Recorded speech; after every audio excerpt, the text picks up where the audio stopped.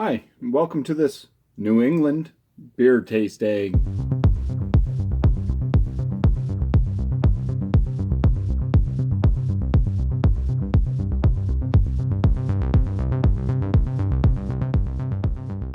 So I had to count on my fingers to make sure Rhode Island was a part of New England, and it is.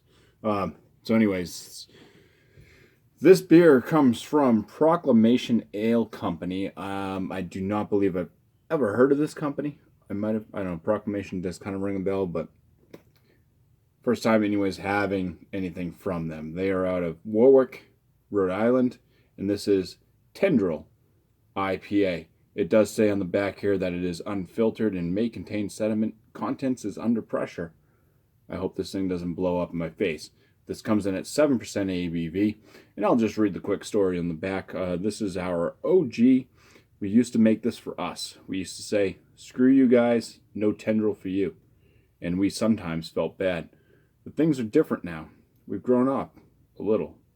And over time, we learned to play well with others.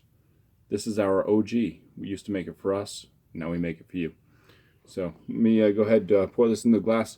And some little tasting notes and my 50-point inspection.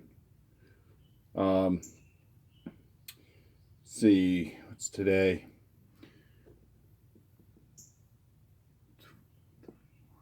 $10. Yeah, it's about 17 or 18 days old at this point, time of viewing. So,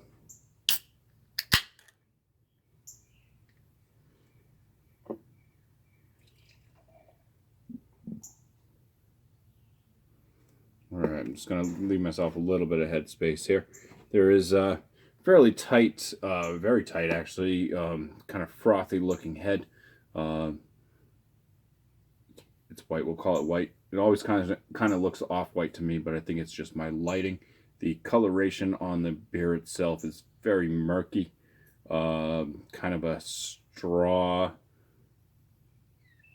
think it'd be more on the straw to like light gold if it wasn't so murky. All right, and I do believe it will leave some nice lacing there on the glass. The aromas. Nothing from afar. I'm outside too, so I'm picking up like, trees. Oh, there was something.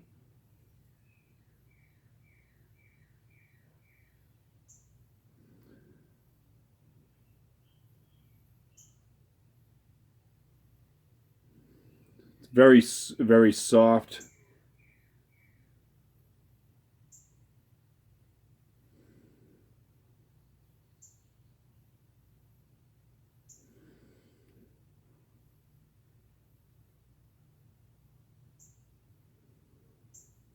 I'm gonna go with like mango, kind of a soft mango.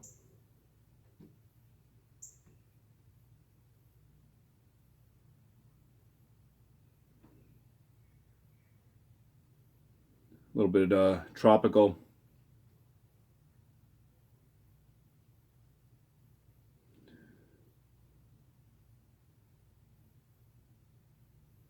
All right, let's go in for the first swig. Cheers.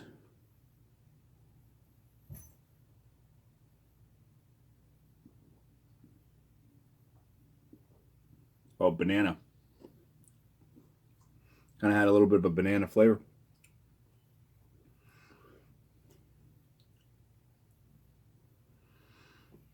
Big malt coming up after that banana note.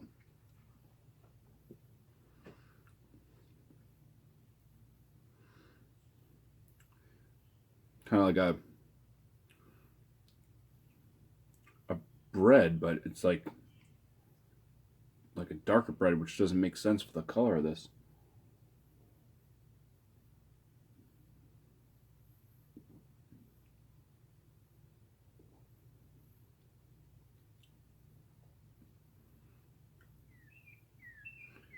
Yeah, once again, flavor-wise, kind of first thing I kind of get is like this banana type note, kind of mixing in with some like tropical notes. Then there's this pretty rich bread to grain. Yeah, maybe more towards a grainy, but a very strong grain for the malt flavor.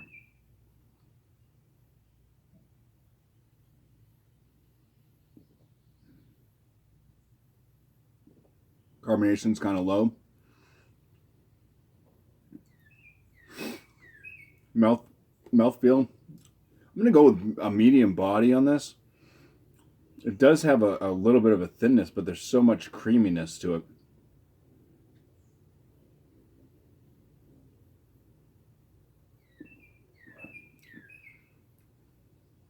It's like 1 part banana puree, 9 parts water.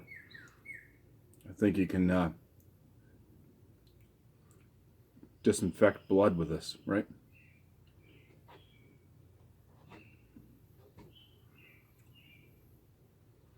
Might be a little bit of a citrus note too at the in the bitterness level.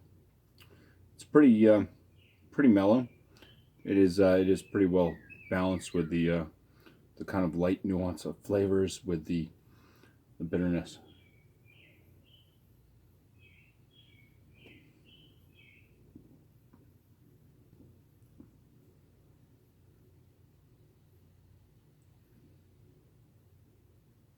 Now that it's kind of sat out, I'm kind of starting to warm up a little bit. Smaller amounts in the glass. I'm kind of used to a lot of the stuff. I am picking up on a very slight bit of like an alcohol note in the nose. All right, go ahead and write down my numbers. I'm back. All right, so I'm back. I'll talk about this one a little bit more, I guess. It does have some nuances of like certain New England IPAs that I've had from Trillium, Treehouse.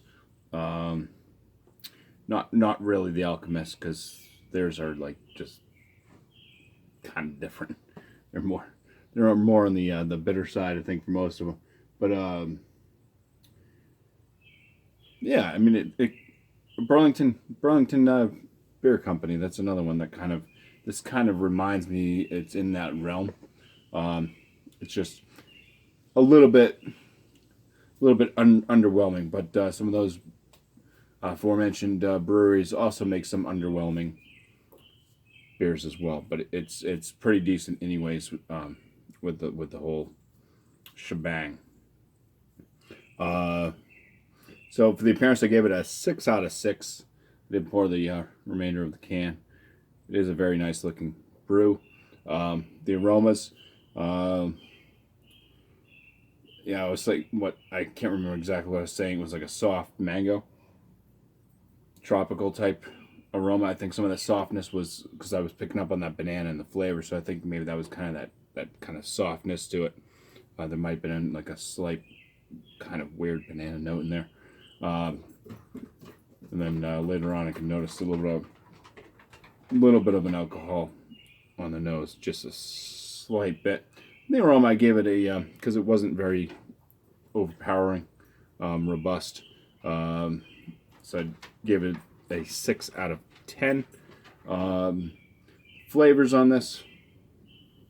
Thought the malt coming up that, like I said, kind of had like a strong, kind of grainy or bread like malt flavor. The hops, I think, were just dialed down just a little bit as far as the flavor. Still decent. It had a well balanced. I gave this thing a full 5 on the balance. But the hops, I gave it the 2 out of 4. Carbonation, very, very light carbonation. I think it could use just a tad bit more carbonation. Gave this a 15 out of 19 for flavor, though. The body was fine. Give it a 5 out of 5. My overall impression on this one, yeah, like I said, it kind of reminds me of some of the more well-known New England IPA makers in this region. Give it a 7 out of 10 overall. It's not one that I would not drink again or not pick up again, especially if I wanted to have something reminding me of some of those other beers that I can't always get. But the BuMpY 50 points for Tendril IPA from Proclamation Ale Company gets a 39 out of 50. Lands this at a very good. It's just under that excellent range. But cheers, guys. And thank you for watching.